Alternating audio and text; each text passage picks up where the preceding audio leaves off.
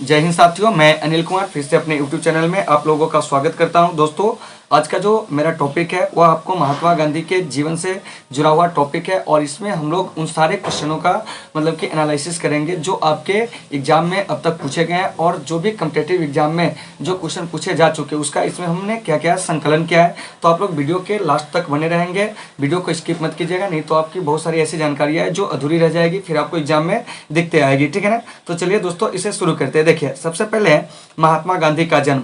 तो देखिए, महात्मा गांधी का जन्म 2 अक्टूबर 1869 ईस्वी को पोरबंदर गुजरात में हुआ था। ठीक है ना। अगर पोरबंदर के जगह पर अगर काठियावाड़ भी रहे तो आप वहाँ पे टिक आउट करेंगे काठियावाड़, क्योंकि काठियावाड़ एक जिला है। ठीक है ना। और वहीं जो आपको पोरबंदर नामक जो एक स्थानीय जगह वहीं पे इनका क्या हुआ था, जन्म हुआ था, जो कि आपको गुजरात में है। इनका पूरा नाम मोहनदास करमचंद गांधी था, जबकि इनके बचपन का नाम मनु था। अब हम इनके पेरेंट्स की बात करते हैं तो इनके माता का नाम पुतलीबाई और पिता का नाम करमचंद गांधी था। इनका विवाह जो है मात्र आपको 14 साल की अवस्था में कस्तूरबा गांधी से 1883 ईस्वी में हुआ था, यानी कि गांधी जी को भी बाल विवाह का शिकार होना पड़ा था। अब हम इनके पुत्र की बात करते हैं तो देखिए, इनके पुत्र जो थे उसमें आपको हरिलाल, मनीलाल, रामदास और देवदास थे। और कहीं कहीं आपके एग्जाम में कभी कभी प्रश्न भी पूछा जाता है, ठीक है ना, कि गांधी जी का पांचवा पुत्र किसे कहा जाता है। तो देखिए, गांधी जी का पांचवा पुत्र जो है वो आपको जमनालाल बजाज को कहा जाता है। तो इस चीज को भी आप याद रखेंगे कि गांधी जी का पांचवा पुत्र किसे कहा जाता है, जमनालाल बजाज को। अब है कि गांधी जी की हत्या कब कर दी गई थी। तो देखिए, गांधी जी की हत्या 30 जनवरी 1948 ईस्वी को नाथूराम गोडसे के द्वारा कर दिया जाता है आपको, यानी कि दिल्ली में एक प्रार्थना सभा के दौरान। ठीक है ना, जब वो जाते रहते हैं उसी दौरान। ठीक है ना। और 78 साल की अवस्था में इनकी क्या हो जाती है कि आपको मृत्यु हो जाती है। ठीक है ना। तो इन सारे चीज़ों को आपको बढ़िया से देख लेना है। अब आइए, अब हम जो इमेजिंग फैक्टर की बात करने वाले हैं वो आपको बहुत ही आपके एग्जाम की दृष्टि से महत्वपूर्ण है। तो चलिए देखिए, आगे का जो मेरा टॉपिक है क्या है, तो वह है आपको महात्मा गांधी को उपनाम देने वाले जो व्यक्तित्व है उनके बारे में जानना है। तो देखिए, महात्मा गांधी को राष्ट्रपिता के नाम से हम जानते हैं। ठीक है ना, महात्मा के नाम से जानते हैं। इन्हें अर्धनग्न फकीर के नाम से भी जानते हैं। इन्हें जादूगर के नाम से भी जाना जाता है। इन्हें सदी का पुरुष भी कहा जाता है। इन्हें बापू भी कहा जाता है और इन्हें मलंग बाबा भी कहा जाता है। तो आइए, ये उपाधि इन्हें कौन कौन दिए थे इस पर हम लोग चर्चा करेंगे। तो देखिए, इन्हें राष्ट्रपिता, ठीक है ना, सुभाष चंद्र बोस के द्वारा कहा गया था, जबकि महात्मा की उपाधि रविन्द्रनाथ टैगोर ने गांधी जी को दिए थे।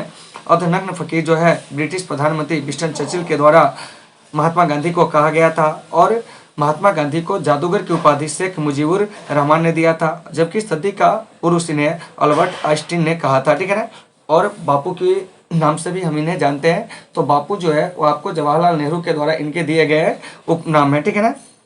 और एक है मलंग बाबा की उपाधि, जो इन्हें खुदाई खिदमतगार के द्वारा क्या किया गया था, दिया गया था। तो ये सारे उपाधियों को भी आप अच्छे से लिख लेंगे, नहीं तो आप इसका स्क्रीनशॉट ले लें। ठीक है ना। चलिए आगे चलते। अब है कि गांधी जी द्वारा लिखी गई जो प्रमुख पुस्तकें हैं उसमें है आपको हिंद स्वराज, जो कि आपको 1909 में प्रकाशित हुई थी। उसके बाद है माई एक्सपेरिमेंट विथ ट्रूथ, यानी कि सत्य के साथ मेरा प्रयोग, जो कि गांधी जी का क्या है, ऑटोबायोग्राफी यानी कि आत्मकथा है, जो 1921 में क्या हुआ था, प्रकाशित हुआ था। इसके अलावा गांधी जी और भी बहुत सारे पुस्तकें लिखी थी, जिसमें आपको अनाशक्ति योग है, इंडिया ऑफ माई ड्रीम है, गीता माता है आदि, और भी बहुत सारे पुस्तकें जो है गांधी जी के द्वारा लिखी गई है। अब आइए, अब हम बात करते हैं गांधी जी द्वारा निकाली गई प्रमुख समाचार पत्र जो है कौन कौन है।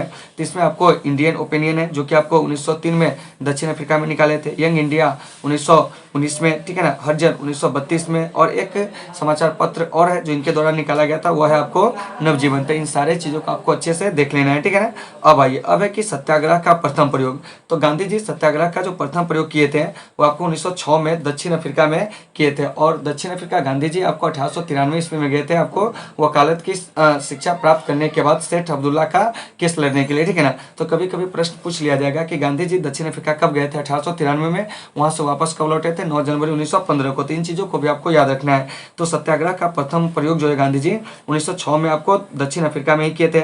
1917 में सत्याग्रह का जो प्रयोग हुआ था वो आपको गांधी जी के द्वारा चंपारण में, जो कि भारत में पहला सत्याग्रह प्रयोग था गांधी जी के द्वारा। ठीक है ना। तो इन सारे चीजों को आपको अच्छे से देख लेना है। अब आइए, अब हम बात करते हैं गांधी जी के से जुड़े हुए जो कुछ विशेष तथ्य हैं, जैसे कि गांधी जी के राजनीतिक गुरु कौन थे। तो ये आपको गोपाल कृष्ण गोखले थे।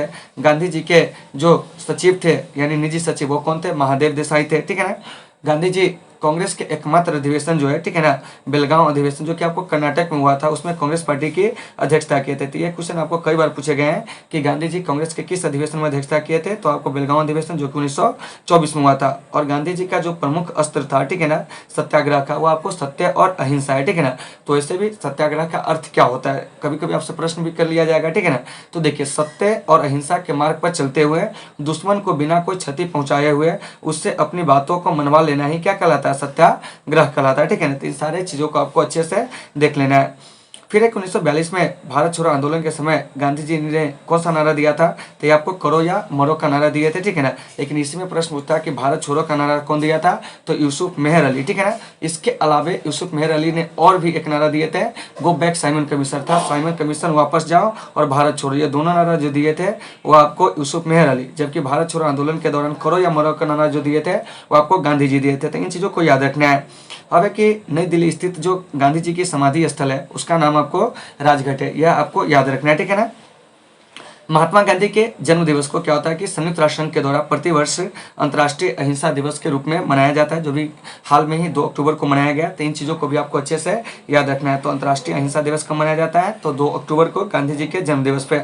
भारत छोड़ो आंदोलन में गांधी जी को कैद करके रखा गया था, कहाँ, तो आगा खां पैलेस पुणे में, ठीक है ना। चौरी चौरा हिंसा के कारण गांधी जी 1922 में कौन सा आंदोलन वापस ले लिए थे, तो असहयोग आंदोलन। तो कभी कभी क्वेश्चन पूछ लिया जाएगा कि गांधी जी के द्वारा चलाया गया प्रथम जन आंदोलन कौन था, तो वो आपको असहयोग आंदोलन था। आगे आइए, करा कि गांधी जी को ब्रिटिश सरकार ने केसरी हिंद की उपाधि प्रदान की थी, कब, तो यह आपको 1915 ईस्वी में, ठीक है ना। क्योंकि गांधी जी जो थे प्रथम विश्व युद्ध में अंग्रेजों का काफी सहयोग किए थे, इसलिए इन्हें ब्रिटिश सरकार के द्वारा केसरी हिंद की उपाधि 1915 में प्रदान किया गया था। लेकिन गांधी जी ने इसे क्या किए थे कि असहयोग आंदोलन के दौरान क्या कर दिए थे, वापस कर दिए थे, ठीक है ना। जलियांवाला बाग हत्याकांड जो हुई थी उस घटना से आहत होकर इन्होंने असहयोग आंदोलन के समय इस उपाधि को वापस कर दिया, ठीक है।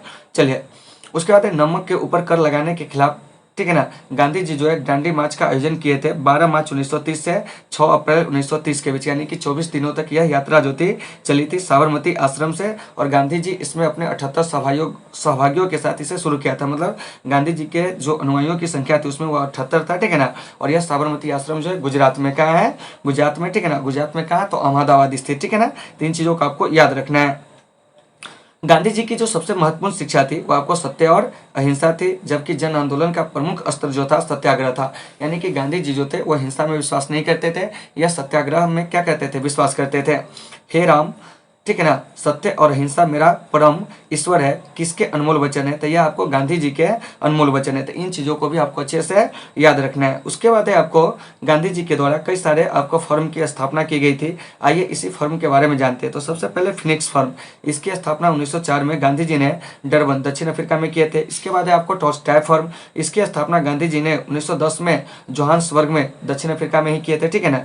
साबरमती आश्रम, इसकी स्थापना 1917 में अहमदाबाद में गांधी जी के द्वारा किया गया था। सेवाग्राम आश्रम, इसकी स्थापना 1936 में वर्धा महाराष्ट्र में की गई थी। तो ये प्रश्न आपके एग्जाम में अब तक जो पूछे गए हैं उन्हीं प्रश्नों का हमने क्या किया, संकलन किया। तो उम्मीद है दोस्तों कि आपको ये सारे चीज समझ में आ गए होंगे, ठीक है ना। तो चलिए दोस्तों, आज की इस क्लास को यहीं पे विराम देते हैं, फिर मिलते हैं आपसे एक बेहतर क्लास के साथ कल। जब तक के लिए आप सबों से शुभ, take care all of you.